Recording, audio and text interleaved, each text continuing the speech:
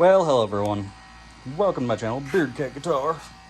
Plus new tattoos. There we go. Only thing new with the Maxim, I welded up this bottom portion here just to fill. So there's a big hole here where the bar is, and then another hole on the bottom, but I just filled up the smaller part. I got a bunch of stuff all over me. Bought the tool. Hopefully it's the right size. I'm going to be getting this guy off to be able to get the swing arm off. But in order to do that, I'm wanting to do that so I can get the engine pulled. Don't want to get the engine pulled till I get a new side cover, because this side cover, you can see right, not that big hole, right above my nail, right there. There's a hole in the side case. So this needs to be replaced. It's aluminum, I can't weld that. And once I get that replaced, I need to get this, like the left side cover on, or I need to get a new one so I can replace that too. Bam. Need that, both for the left side. I found some that were really affordable, but I mean, some of them have, what is this, the clutch? They have this like back here or up towards the front. I need it in the center. So get that replaced, get all this, and once I do that, I can get this yanked, get this thing completely as clean as possible, paint it, fill up this spot, get the frame welded up, get that patched up, get a new kickstand welded on, because that's what it was. The kickstand rusted into itself basically and gave it, like it just almost fell on top of me one day. Get that done, get a little piece of metal, fill these holes so it's solid. Come through, I was thinking about me getting a fender, kind of like the bobber fender, putting it right down in here so it's right over the back tire.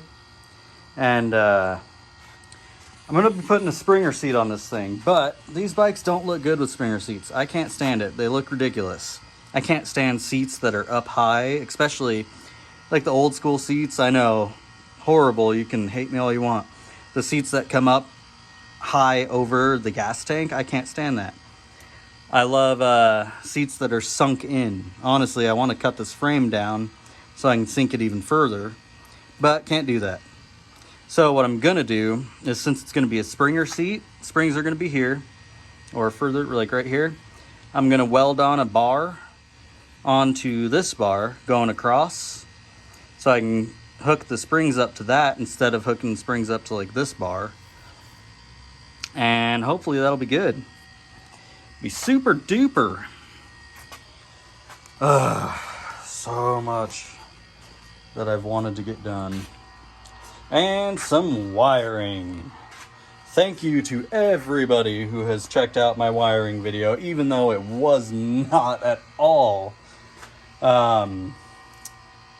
informative, as this one's not going to be. Basically, I just yanked all this wiring. I had it all bundled up on top of the bike, just on top of the frame right there. And I've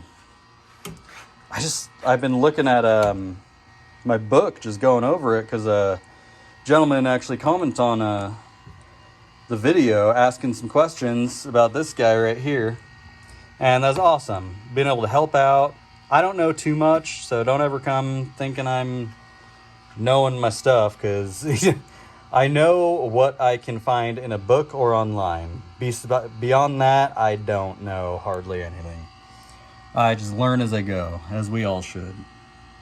So he asked some questions about that. I was able to answer them. It was awesome. But that ultimately made me want to come out here and check out this wiring again. I mean, golly. Ended up finding out I've got 4 fuses on this thing. So I've got this red cord here, went to the battery. This one connected to something over there. Fuse went to that. Got another fuse here. Got another fuse here. They're all just kind of spliced together Got another fuse right there.